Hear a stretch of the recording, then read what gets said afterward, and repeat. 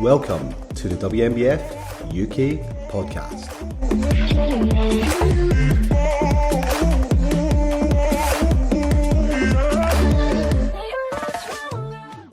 Hello and welcome back to season 3 of the WNBF UK podcast with me, Sarah Glanville, as your host. We're back for episode 6 today, and the guest on today's podcast is a very well respected natural bodybuilder, 2021 and 2022 Mr. Golden Era, and a WNBF UK Judge, Ryan Sapstead. Thank you so much for joining me, Ryan. How are you? Yeah, not bad, thank you. Not too bad. Bit of a long day, but I'm glad to be joining you on the podcast. Yes, we're doing this quite late in the evening after both of us have had a long day, so bear with us. There may be nonsense spoken this tonight, but we'll get on with it. So to start us off, do you want to give us a little bit of a background on you and your competitive journey so far, just so that the listeners are up to speed on who you are? Yeah, sure. So I have competed in around, I want to say, about 8 or 9 shows now over the space of about 4 years. So I'm recently come off the back of an off season. I'm going to compete again this year, but prior to that, it was not the wisest decision, but 4 seasons in a row, even during COVID and things like that. So I did my first competition back in 2019, I believe it was, with an untested federation. And then ever since then, every single comp I've done has been with natural federations, because that's where I feel it's where my passion lies, really. So with the whole natural side of things as well, it's kind of with my ethics and morals. So I've always kind of chosen to compete with natural feds. Yeah, bold choice doing 4 years on the bounce as a natty. How was that? Good. I mean, there's some improvements were made year upon year, but then like other things start to flag. I find, the first year I came in, the condition was great, and then you make a lot of mistakes, especially when I kind of coach myself. So putting yourself through preps, you tend to make, 1,000,001 mistakes, and but you learn from them ultimately. So the first season I came in to my shows very, very flat and kind of over dieted, as I'm sure many people do, especially when they self-coach, and kind of improved season upon season from there. But the one thing that I did notice is that, with us natural competitors, we need to take ample growing time, and there is only so much. If you're dieting, the more experienced as a natural competitor you are, the longer you should really prep and diet for, meaning the shorter it gives you as an off season. So there's only so much mass that we can gain when we've got, let's say we're dieting for 4, 5, 6 months out of the year. Sometimes we've only, in theory, after the competition season's gone, got 6 months to grow before 6 months cutting, and it's counterproductive. So but I've learned all those kind of lessons the hard way, and ultimately I've learned those lessons so that I know not to do it, and I can kind of pass that on to my clients as well. So yeah, but it was tough, but I'm glad I've done it, basically. Yeah. No, good. And I guess when you stepped off stage in 2022, were you planning on taking effectively like a 2-year off season, or a 1.5 year off season? What was the plan? Yeah, so it was kind of like my last, it was knowing that it was probably my last opportunity to kind of go on stage and go, do you know what? I've made probably as much of an improvement as I can in, with another very short off season. And it was kind of inevitable that I needed to take a bit longer. So, if you think about it, from having a 6-7 month off season to a year and 6 to 7 months, that's it's a substantial difference. You're almost tripling that kind of off season time. So it's been very, very productive. But not just from that standpoint, it's also nice to take yourself away from that mentality of being, you've got to be really into the off season, but then really be able to switch back into that dieting phase. And doing it so many years in a row, a lot of people, myself included, find it very, very hard. If you diet year upon year, very hard to get into the mindset of doing it again. So taking time away in that off season really makes you look forward to the dieting phase again. Sometimes you go back a bit too soon and you're not too ready. But I think, that's the main thing. It's kind of getting back into it now, and I'm ready to diet again. Yeah, yeah. I think you'll be so ready to like unveil the hard work as well. Like when you have had as much success as you've had and continually to improve year on year, and knowing that the amount of time that you gave yourself, you could have given yourself more and you have now. Like I think it must be really exciting to be ready to prep again and ready to see that hard work pay off. Yeah, of course. And I think the part of that is also kind of there's a little bit of an anxious feeling of like, oh, okay, what if I took longer? Or, could have I made the improvements that I've wanted to make and stuff like that? But ultimately, all you can do is just put your all into that off season, make it as productive as you possibly can, and then when it's time to diet down, do the best possible job you can. And obviously with us natties, we've got to take that time to diet. We want to limit any muscle loss, and or kind of, we want to negate that. We don't want that to happen at all, really. So having that long, lengthy diet means that we can just maintain as much, if not all of that muscle mass as possible, and just hope for the best that we've gained. That is that marginal gain that we kind of want from the off season, especially as experienced competitors. We know that the gains that you can make even in the off season are still relatively marginal. So hopefully they shine through, but we'll see. That's what you've got to hope for, right? But I was actually wanting to ask you about this. So I know that you started prep now. You are prepping for the shows at the end of the year. So want to talk our listeners through like how long your prep is? Have you got a plan in mind roughly how you want that to look? Yeah, so my prep is around, I think, until my first show of the season, it's about 32 weeks from start to the first show. As to whether I feel like I'm ready early, there are potentially other regional shows that I can jump into with natural feds. And I think the main thing with that is that I've given myself this time the luxury of time. In the past, I've given myself the luxury of time, but I've had a whole lot more weight to come off initially. So, I mean, in obviously the prep prior to this being 2022, I had about 20, I think it was about 24 kilos to lose in total, but I had about 28 to 30 weeks prep. This time around, I've got about 10 kilos less to lose, and in theory, more time on top of that. So if I'm ready early, that's fantastic. If I want to jump into any other shows early, then great. But equally so, there are shows like the WNBF that I want to peak for. So I don't want anything to be conflicting with that. I don't want to do shows the week before and go, okay, well, I'm not going to look my best for the show that I want to actually peak for. So the main thing with that is that I give ample time for the shows that I want to prioritize, and ample time for even like lifestyle things. I've got events coming up and things like that I want to be able to be social in. That's the kind of the luxury of, and some people may disagree, but the luxury of a 32-week prep for me is that for at least half of that, I can be very, very flexible. So it's going to be more like a macro tracking side of things before making things a bit more rigid, if that makes sense. So Completely. it's a tough one really, because you get a lot of people that are very kind of die hard. They'll do ever so slightly shorter preps and be very regimented, meal plan oriented, and very, very much shut themselves away from the world, which again is fine. It's part of the sport. Inevitably, we have to make sacrifices.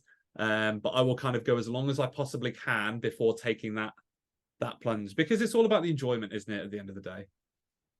I completely agree. I think, listening to what you're saying, that there's a couple of really important points I think people can learn from your experience and learn from your mindset on it. Because, like you say, there's a lot of people that I think expect prep to be exceptionally unenjoyable. And I think there's no hiding from the fact that when we get into the depths of prep, it is there's points it's quite pretty painful, right?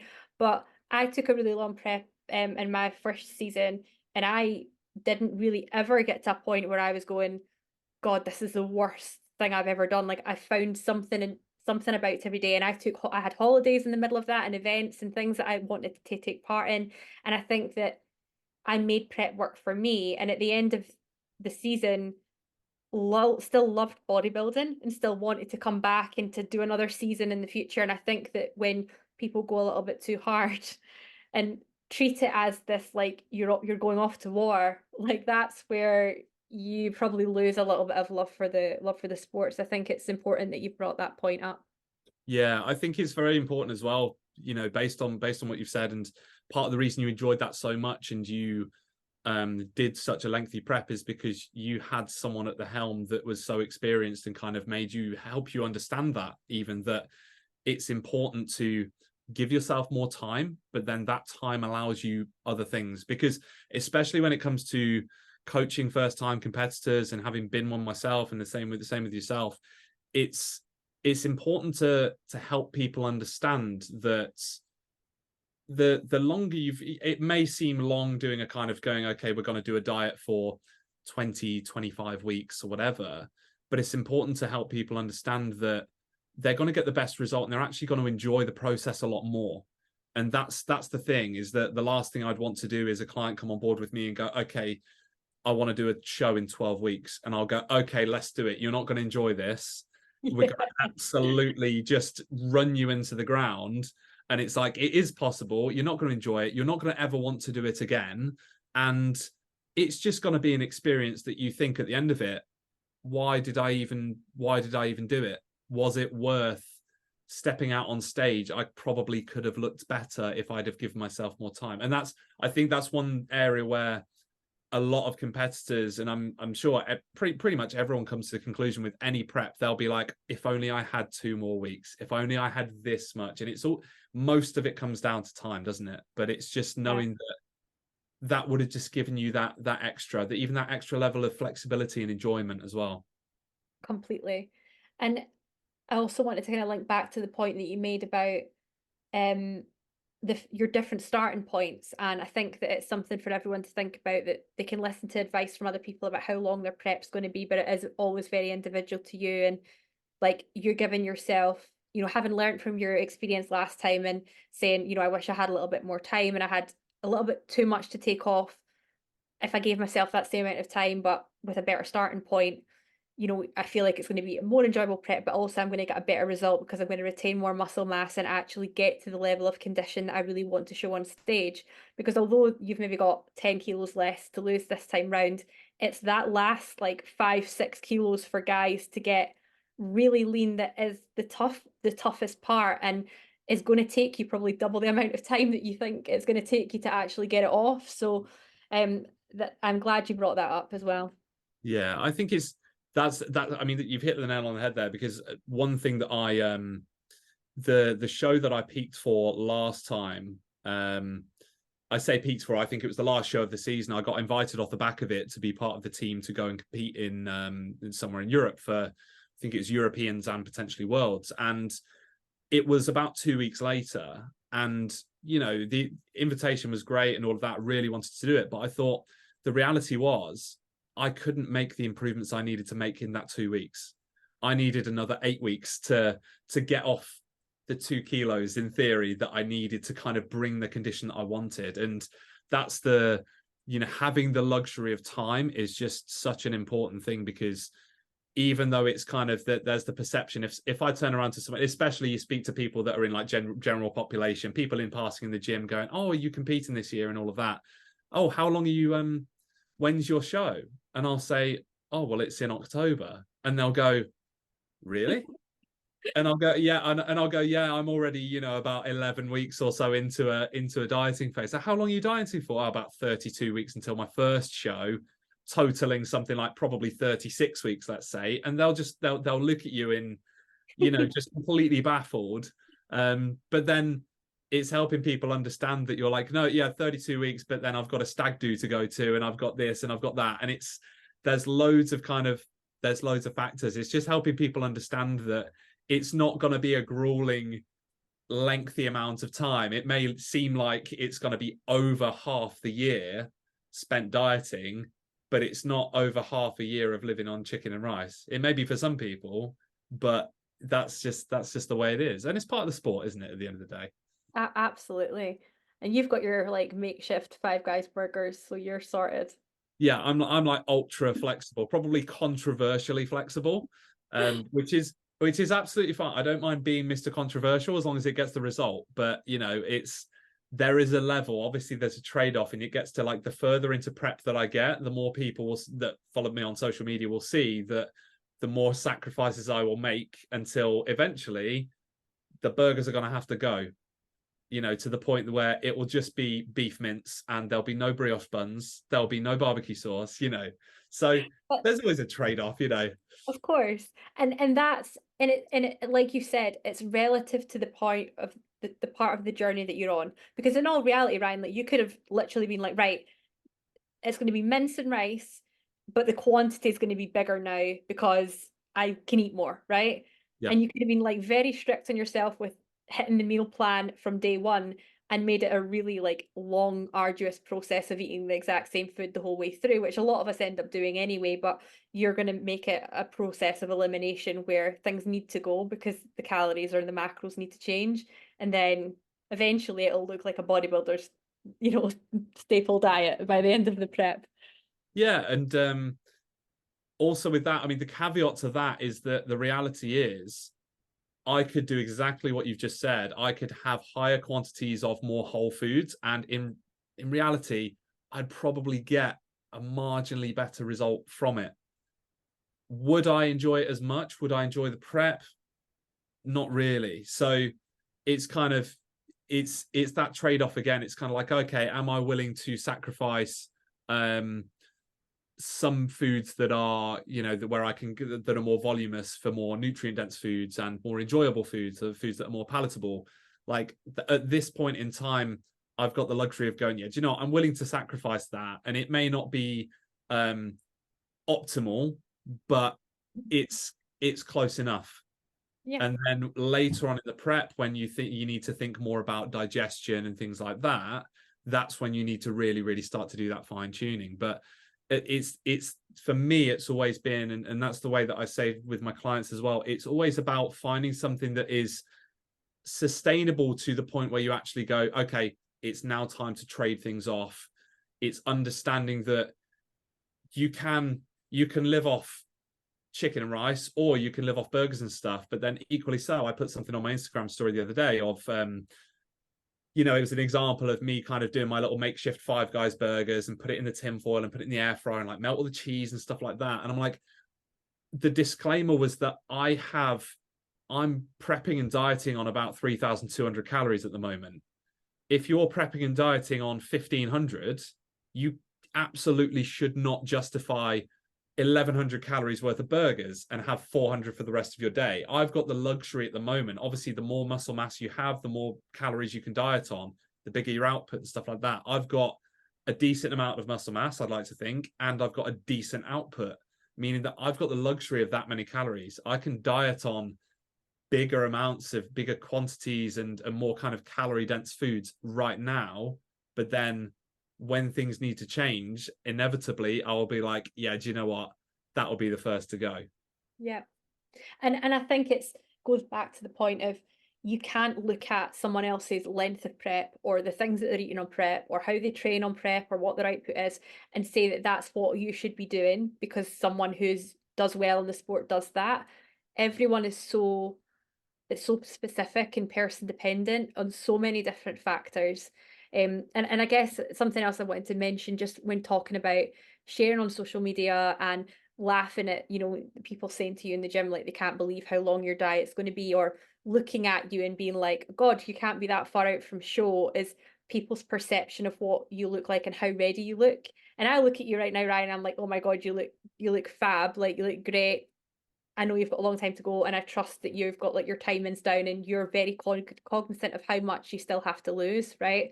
And because people will say to me, when are you competing this year? You in prep? I'm like, no, I'm like actually deep in off season. Thank you so much for I don't know if that's a compliment or not. Yeah. But it's people's like perception because they see parts of you online or they see you in the gym and they don't understand what it is to step on stage in the actual condition that you need to be in. So how do you manage that? I guess you personally, how do you manage that comparison or that feedback? I think it's great. It's always positive at the end of the day, but it's there is always going to be certain feedback you take a bit more literal from the people that are in the know, let's say. So for example, it's always good because people are genuine. People want to pay you a compliment, and hearing a compliment from someone who's like a general gym goer or someone who's never really considered competing, but I've been going to the gym for years, you know, it's great. And it's really, really nice to hear. But then the people who understand are the ones that have been on stage. They know how brutal the stage lights can be. They know that you have to be, you know, a paper cut away from death to actually look that lean on stage. So that's why I try not to, you know, and I'll post physique updates and stuff all the time, but ultimately I know a lot of people, and it can kind of, you can fall down a rabbit hole of constantly posting physique updates and things like that under amazing gym lighting that looks like you're always in competition shape. But then the reality is, and I've made the mistake myself before, you can look the leanest you can possibly look, but then the moment you go out on stage, those stage lights are another level of bright. They will absolutely wash you out. If your tan is not dark enough, if you are not lean enough, they will just make you look like you've got no lines. So that's what kind of keeps me driven, is the fact that I know I can go, okay, I feel lean. I'm at certain stages that I'm at a certain stage of body fat now that I've never been this far out of a show. But equally so, it doesn't mean I need to take my foot off the gas. Yeah. Like, it's got to be, I've got to trust the process, and I've got to trust the timings as well. That's the main thing. Yeah, absolutely. The last thing I wanted to kind of ask you, I guess, a little bit about your personal journey before we jump into a bit more judging chat, is you mentioned your choice to compete naturally, and you had started off with untested federations, which I think is how a lot of us find the sport. But I guess, what has driven your choice to continue to compete naturally, and I guess continue to go on that natural journey, like not just to choose to compete on natural stages, but why have you chosen to stay as a natural competitor? I think there's a kind of myriad of reasons there, really. So I've always never really felt that the benefit would outweigh the cost when it comes to being enhanced or anything like that. For me, and I don't know whether this is a kind of lack of self-confidence, but I've never thought I had the potential to, at the end of the day, in my opinion, unless you feel like you can be up the top, if you wanted to be classic physique on the Olympia stage, or if you wanted to make it to that level, or even just pro status, let's say, as in an untested federation, the benefit to me just doesn't outweigh the potential costs, especially when it comes to health markers and things like that. So, secondary to that, I've never really felt that I've hit a plateau as a natural athlete to justify taking things further. And I know that's kind of individual interpretation. I know younger guys that are in their early 20s that have gone, oh, do you know what? I feel like I want to take things to the next level. I feel like I've hit a bit of a plateau, and that's absolutely fine. And I'll go, look, if you can justify it to yourself, it doesn't matter whether anyone else agrees with you or not. If you can justify it to yourself and you're kind of true to yourself, then that's absolutely fine. But, I can turn around and say, look, I'm 10 years older than you and I've still not reached my plateau. And the amount that and it will show when I hit the stage this year, how much I've been able to gain just by having a longer off season. And it just shows that, yeah, I'm in my 30s now, so I'm 30 plus, but then it just shows that I can still improve, whether it's condition, whether it's size. If you give yourself ample time, there is the possibilities are endless. I mean, we know guys that are in their 40s, 50s, even 60s that are still improving every time they go out on stage. So it's one of those things. And I think just kind of seeing these guys and being inspired by them, and I've got it in my, I'll have to admit, I'm somewhat genetically blessed in the sense of I'm not one of I'm one of the bigger guys. I'm in the tall category. My stage weight is pushing 90 odd kilos. Like, I do respond very, very well to training. That's undeniable. But so it's an individual thing. But the thing with me is that I've just never found that I've wanted to take it any further, because I've just not reached my own natural plateau. I'm so intrigued about what I can do without being enhanced, that it would never likely get to the point where I even want to bother. The benefits just don't outweigh the cost. I think that's a perfect answer, and it's just very very honest and very real to just have that kind of conversation where you're talking about what's your potential is as a natural competitor. Because I think it's funny, the last episode with Ben Brown, we spoke about this, and he is a juniors competitor, right? And we were talking about why he wants to stay as a natural athlete, and was talking about the future in the sport and how much he could gain in the next few years. And I was saying to him, like, I've gained more in the last 18 months as a natural competitor than I have in the previous 6 or 7 years that I've been training, because I've actually been doing it properly.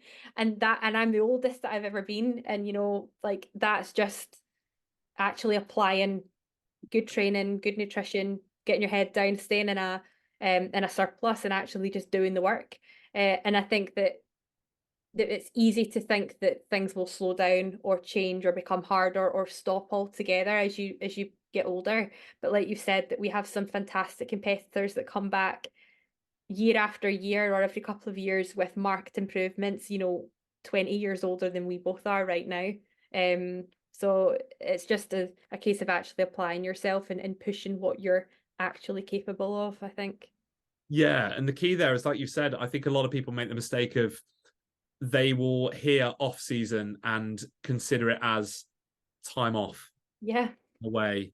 But the reality is, you've got to be just as all in with your off season as you have with your prep. Yes, it can be more flexible, but you've still got to be committed to getting the food in, getting the training in. Especially, you've got to be even more committed to the training than you have been before. It's still a big part of your lifestyle. Yes, you have a little bit more flexibility, because the fact that you can allow more food, you can be a little bit more flexible with your training, but you've still got to be all in to an extent if you want to actually make the most of that growing phase. So instead of it being an off season, like a time off, it's time off from the stage. It's not time off from the lifestyle. 100%. Because I think if you're wired to be able to be a bodybuilder, right, switching into the mindset to prep isn't difficult, because you're literally adding layers of structure to your life. It very much suits our mentality that you have tick the box exercises, you know what you need to do every day. The difficulty is being able to turn that into productive time in the off season, and also being able to just, as you say, apply the exact same structure to your time out of prep or away from stage. I think that is the thing that people do struggle with. What do you focus on in your off season that keeps you kind of dialed into that mentality? I think my kind of staple is just keeping structure with my training, for one. Everything else tends to follow suit a little bit. The downside that I personally struggle with in my off season is that during a dieting phase, I've got a big appetite, but when in the off season, I really don't. So I can get so far when it comes to being productive and getting as many whole foods in as I possibly can. But when in my off season, I'm working up to, let's say 4,500 calories a day, I do struggle with my appetite. And it does get to that point where I really struggle to push up with my food. And that's where, kind of not diet breaks, but kind of mini cuts, a little bit of tidy ups here and there. And they sort of come in a little bit. And that's the kind of downside for me. But I know with a lot of people, they're happy to push up food. They're happy to kind of stay regimented. But the thing that really keeps me going is just having that flexibility with food as well. If I struggle to get calories in, I could be a little bit more flexible. I can go for nutrient-dense food. So I can switch the rice for bagels, as we all do. It's the little things like that. But inevitably, during my off-season, generally speaking, a lot of my calories come from chocolate. It sounds really bad. But sometimes if I get 3,500 calories in of really high-quality, just nutritional food, the rest might have to be with ice cream and chocolate, because if I've not got the appetite, it's the only way I can stay in a surplus. And hey, if it works, it works. But the main thing is that I track, I keep things how I want to. There's no excess when it comes to, I'm always monitoring my rate of gain or my rate of loss, depending on what kind of phase I'm in. And there's no excess. It's kind of sticking to your guns and going, okay, this is the process. I'm either going to go at this speed or I'm going to go down at this speed. It's no, oh, like there's no screw it. I'm just going to have everything and try and dirty bulk, because we've all been there at some point. But the more on point you can be, the better. But again, it's that flexibility that kind of keeps things fun, because you don't want it to feel like a prep when you're not prepping. So it's just having those little bits of flexibility where we can. Absolutely. I think that just lends itself to your mindset as well. Like when you're not putting all this pressure and stress on yourself to be perfect all the time. That in itself is just adding a layer of stress that's not good for dieting or for, productive muscle building either. Let's move on, because I've totally exhausted that first section of the podcast. So we've mentioned that you're one of the WNBF UK judging panel, and you've been part of the panel since last season. So how did that come about? How did you find yourself in the judging seat?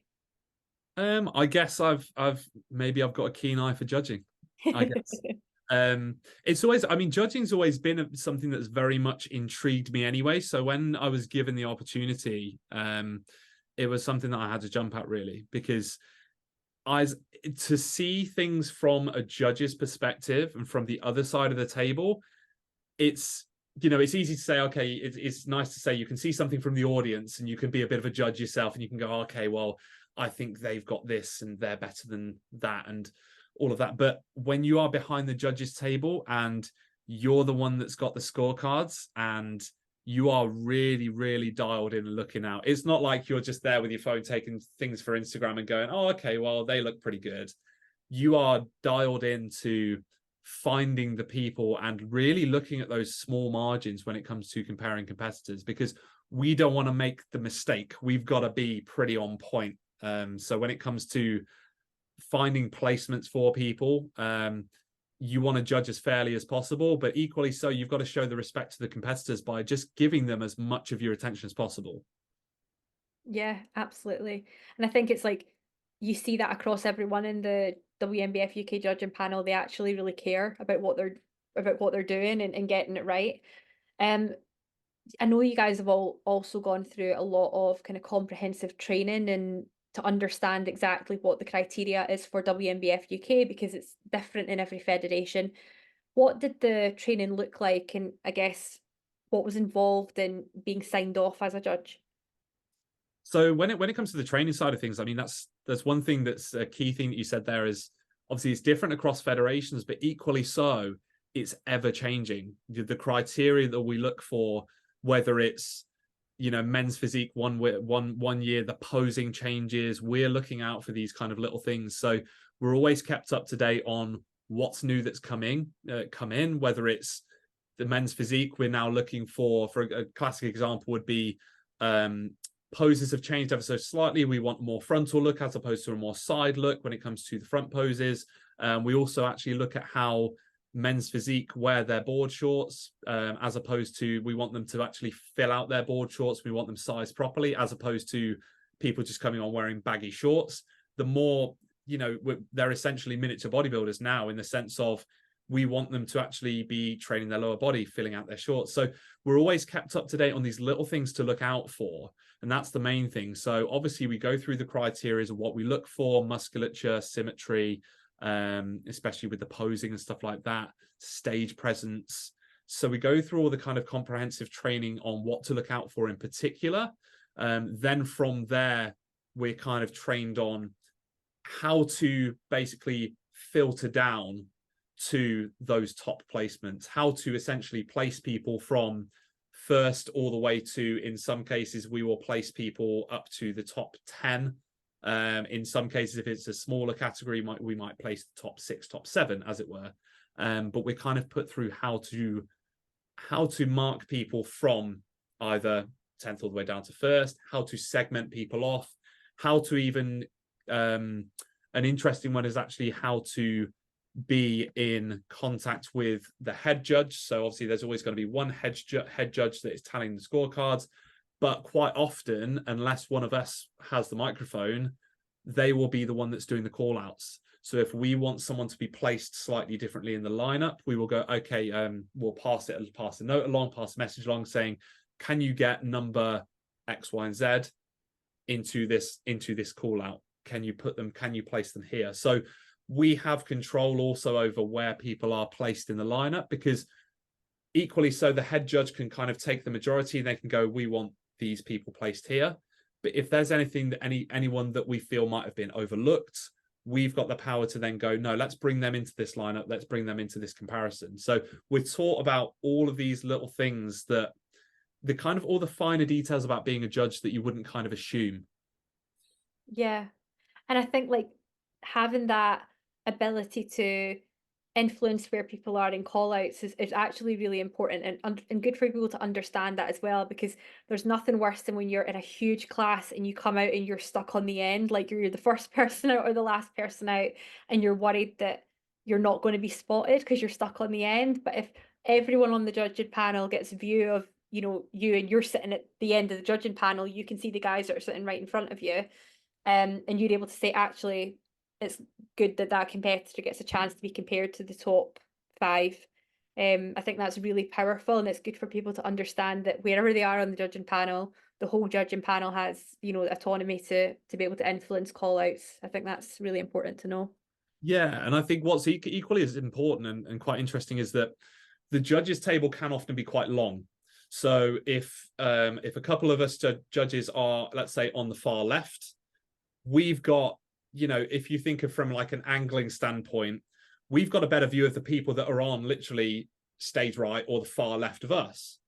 If we can't see some of the competitors that are on the far right hand side, then we're not able to even, it doesn't matter whether they're top 5, top 10, we're not able to place them fairly. So we've got the power to say, okay, don't call them to the middle necessarily, because we may have established top 3, top 4, top 5, but can you bring number such and such over to our side and switch them over? And again, it's to give all the judges along that long table the opportunity to see everyone at every angle, if that makes sense, and give a fair comparison. Because at the end of the day, it doesn't matter whether you come, obviously everyone wants to be in the top 5, top 3, number 1, whatever.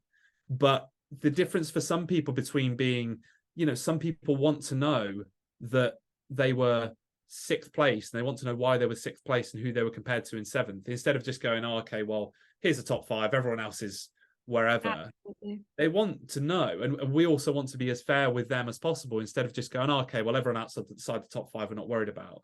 We're looking for every single person to place them fairly, and also go, you know, we can also justify, we want to put 7th place against 8th, and we want to actually battle it out between them two and go, okay, they earned 7th place, they've got that better look. So we need to move people from side to side to be able to do that. Yep, absolutely. Such a good point to pull out. So that, I guess, leads us on quite nicely for you to maybe break down a little bit more into the judging rounds. And I know that might mean that you need to kind of split the categories down a little bit for us, because some of the judging rounds are slightly different. So feel free to just jump in on that and explain that to everyone listening. Okay, so the judging rounds are dependent on the category. The judging rounds are, generally speaking, some are taken more lightly and some are taken more seriously than others, depending on the category. But ultimately, you have musculature and you have your symmetry. So we are individually marking people on basically their quarter turns. We're going with their quarter turns. We're going, okay, go through all of those. We are then marking you based on your musculature. We're then marking you based on your symmetry, with the comparisons as well and things like that. From there, you also have your free posing routines, things like that, depending on the category, whether it's a T-walk, I-walk for physique. Ultimately, it's the collective of those points. So we're actually marking in the opposite direction to what you think. So for example, if we place someone as first, 1 point in, let's say they've got the best musculature, but they are second when it comes to symmetry, you'll put 1 point, 2 points for symmetry. then let's say the person that is second with regards to musculature has better symmetry, they will get 2 and 1. So both people have 3 points. The deciding factor would then be either the kind of free pose round, or almost a deciding factor for you as a judge, them doing their I walk, T walk, stage presence. You can take those into consideration when it comes to ultimately picking the person that you think is better. Sometimes that can come down to personal preference for the judge, whether they prefer that particular look, whether they believe they may lean towards a little bit more symmetry and a little bit more stage presence than they would musculature. But again, that does depend. Part of the reason that we have so many judges is because it goes on an average. So if half the judges pick number 10 as first place, and half the judges pick number 9 as first place, it's then a tie. It's down to the head judge essentially from there. But generally speaking, it's based on an average of collective of all of those judges. So that's the kind of the main part there, is that we can ultimately go, okay, we think so-and-so's in first, but then ultimately everyone else could, all the other judges could actually go, no, do you know what, they're in second. We do have discussions at the time as well, though. So we will discuss with judges next to us and going, okay, well, what do you think about number so-and-so? What do you think? And then they could highlight key points that we've missed, and then kind of looking and making comparisons. Again, that's part of the reason that we've got the call outs. We've got the ability to pull people into certain positions on stage, make those comparisons.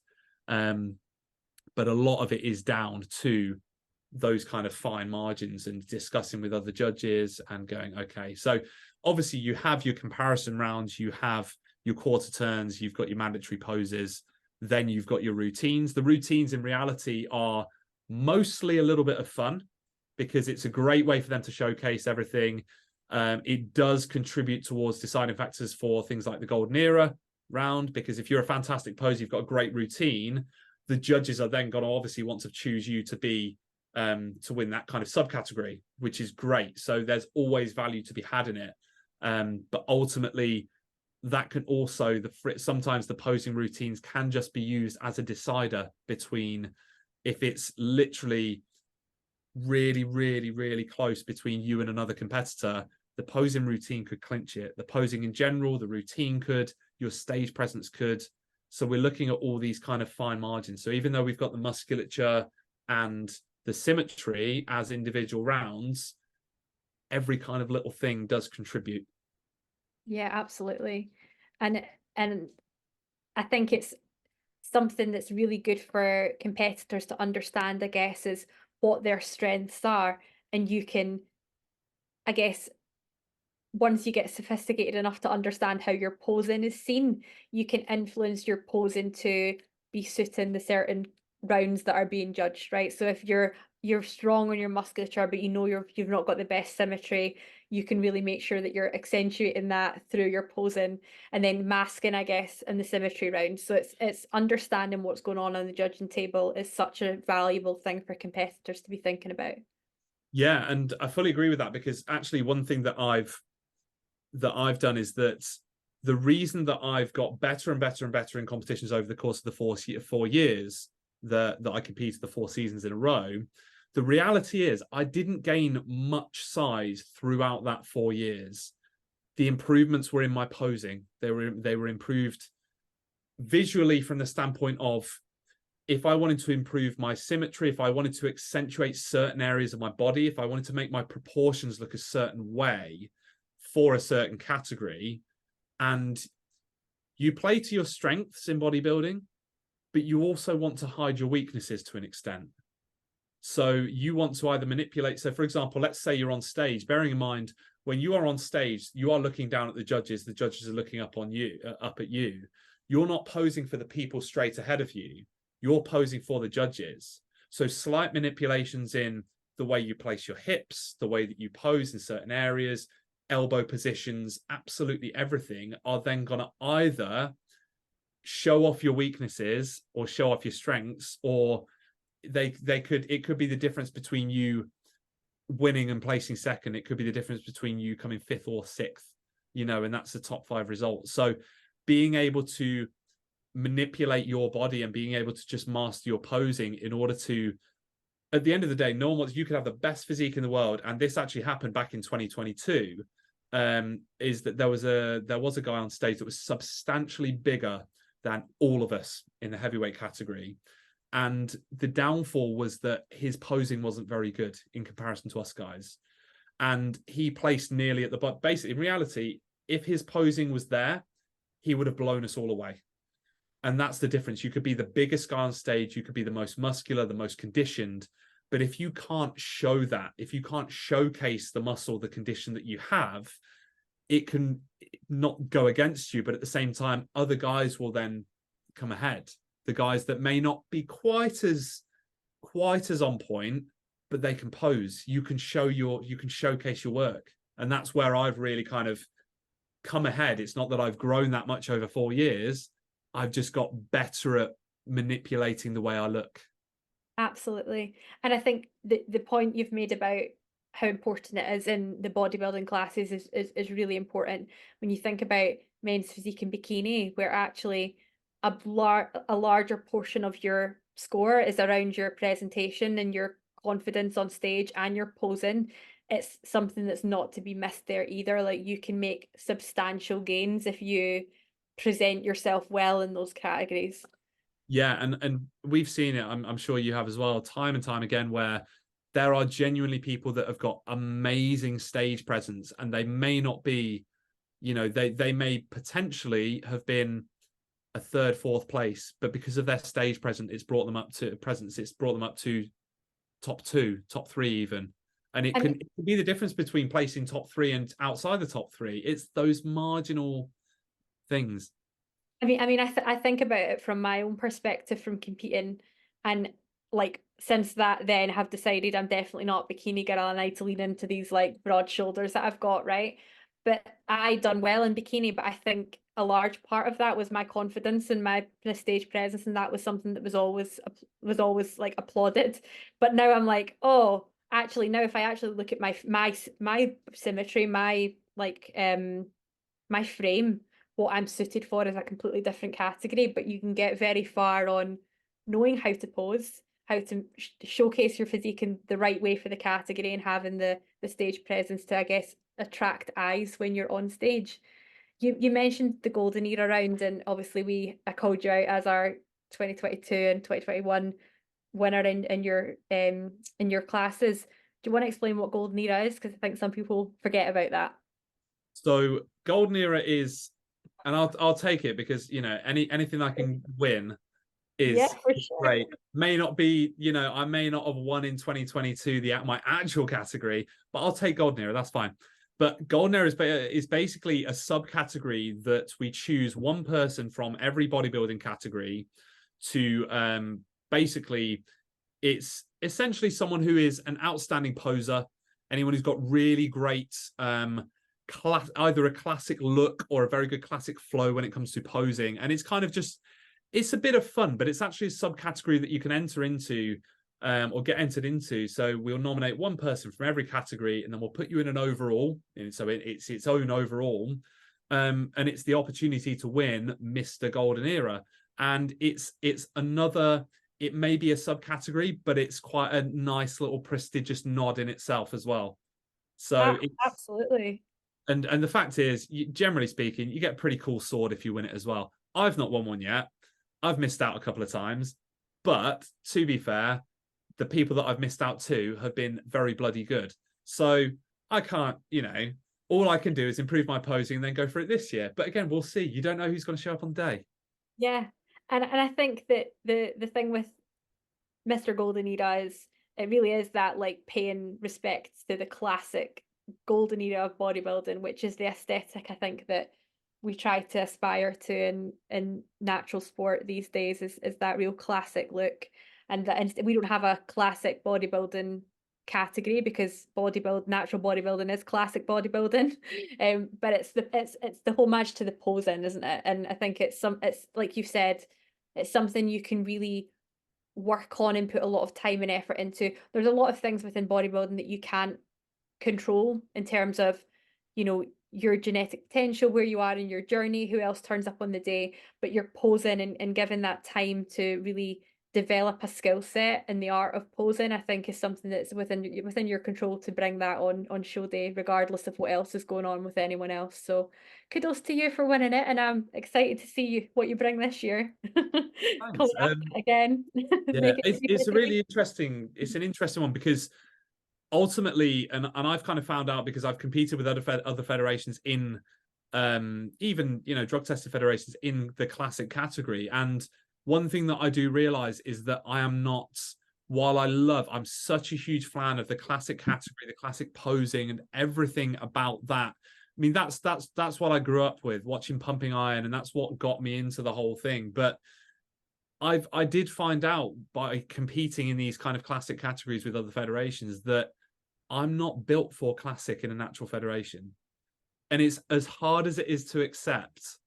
I'm not, and I won't ever do as well as a lot of the guys that structurally are much better. Generally speaking, the shorter guys do better, like the medium sort of class guys, because they've got better proportions. Just naturally, they've got nice ratios. They look a lot broader. They taper in at the waist nicer.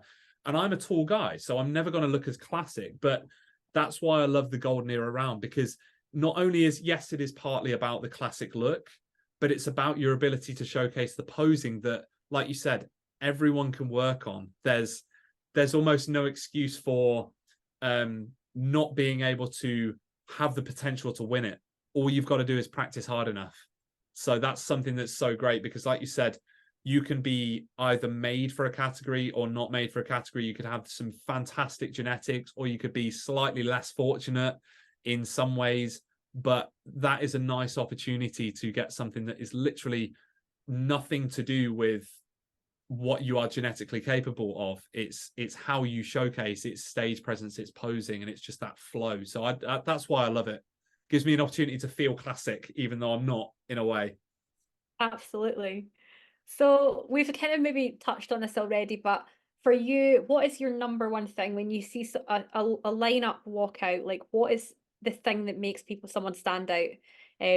Because obviously everyone wants that instant recognition when they step out on stage. So what is it for you?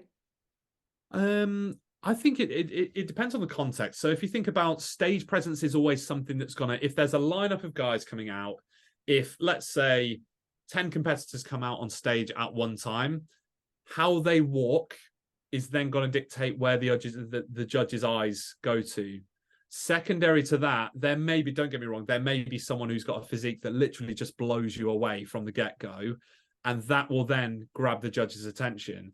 However, the first and foremost, generally speaking, the first thing we see is people's feet walking on stage. Then we actually look up at the physique and go, okay, if someone's got a finesse about them, if someone's got a stage presence where they look cool, calm, collected, they look confident, not arrogant, but just confident, and they feel like they just flow nicely walking onto the stage, we're then going to look at them a little bit more. Then when everyone's out on stage, we make the comparison. We're kind of looking across. We can go, okay, do you know what? You can single out people quite easily, because sometimes there are people that are genetically in insane shape. And there are some people that are substantially more conditioned or substantially more muscular, and singling those people out and kind of making a mental note, okay, right, we'll make a note of that person, then making those comparisons. But generally speaking, it's first and foremost for me, it's the stage presence, and then you'll soon notice afterwards the physique kind of follows. But it's like we said again, with the posing side of things, if they come out, they've got good stage presence and they've got a good flow when it comes to even just walking out on stage and then getting into a relaxed position, that will grab the judge's attention. Secondary to that, it will make their physique look a little bit better, but then we can start to just pick and choose from there. Yeah. I think the walk out is actually such a good point. People always talk about how you hit your front relaxed and stuff, or your front pose. But it's funny to see as a girl trying to master that walk in heels as well. Like, it's daunting. But I think something that always stuck with me is my walk probably never looked like anyone else's, because I'm quite like a fast mover.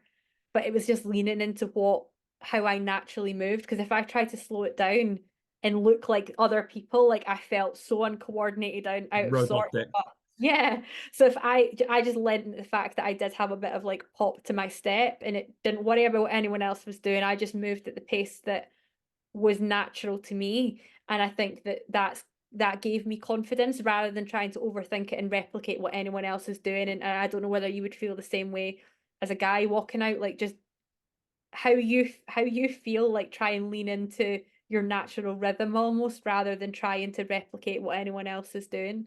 Yeah, and it's like you said, instead of replicating anyone, think about, you want to walk out as your most confident self.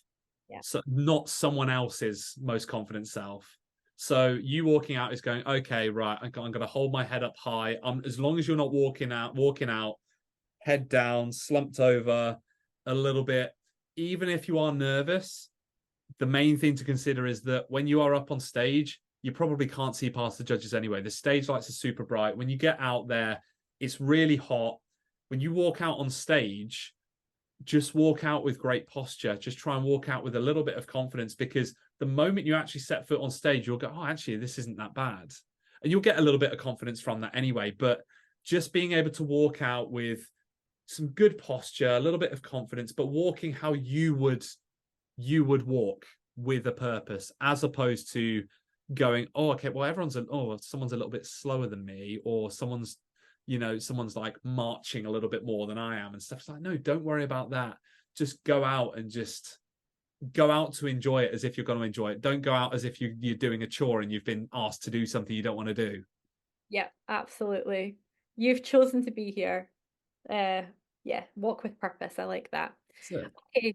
So we've probably already covered this as well, but is there anything else you'd want to add in terms of you as a judge and what you've learned from being a judge? Has there anything that you are going to take into your next season specifically from your experience on the judging panel?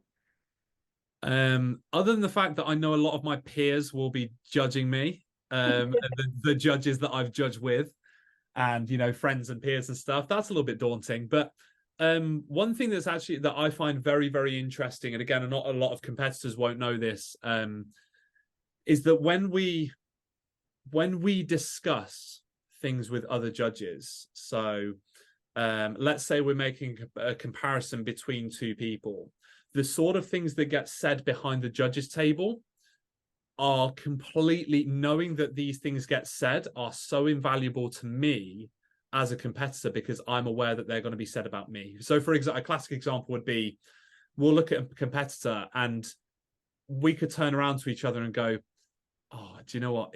If they came in a little bit more conditioned, they could go from third to first.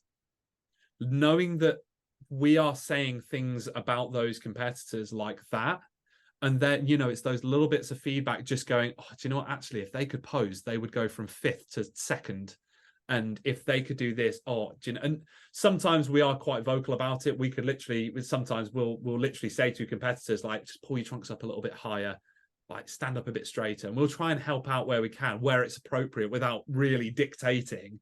But knowing what we say behind the judges' table is completely invaluable, because ultimately what we say is going to be, it's just a huge amount of feedback. So for me, knowing that they may be saying the same thing about me, and I know they have in the past, because I know I'm guilty of not always coming in with the best condition. So in my mind, I'm like, they're going to be saying that behind the judges' table. I don't want to give them anything to pick out.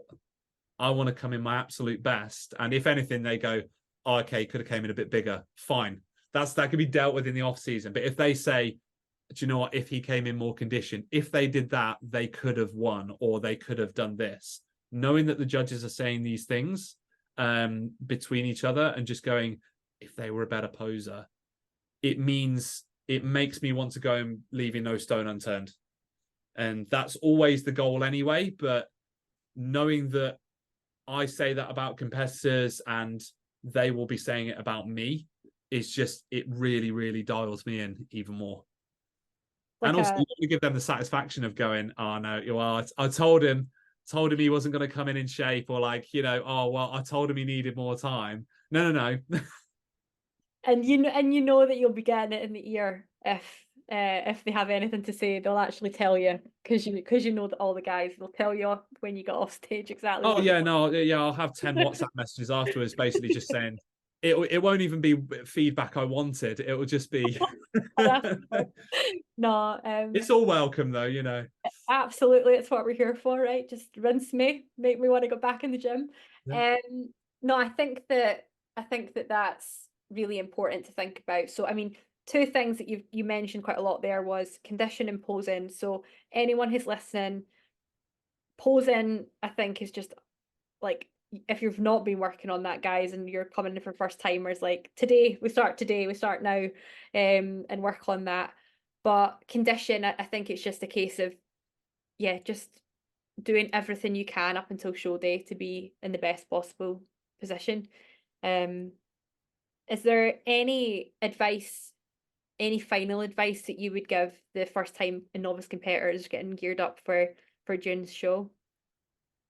Just enjoy it as much as you can. Enjoy the prep, enjoy the whole process. I know it can be a little bit daunting. It can be very and I've had it before. I've coached plenty of first timers, and as much as, you know, as much as sometimes we hate answering the same questions, it's so important. It's just, you've got to enjoy the process. You've got to not worry too much. You know, if you've got a coach, they are going to guide you properly.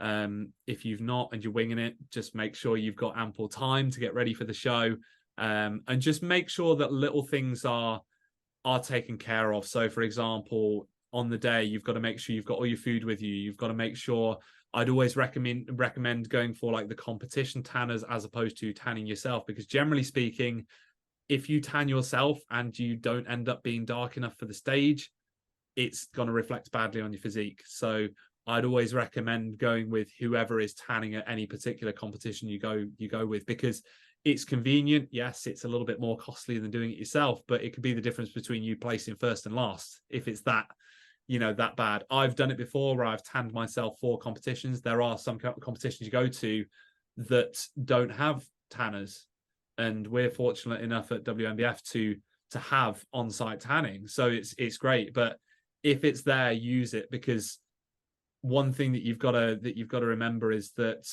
there are going to be people that have lighter and darker skin on stage in general anyway, but then also you've got to level that playing field. If everyone's going to the tanner at the competition, you've got a level playing field to them.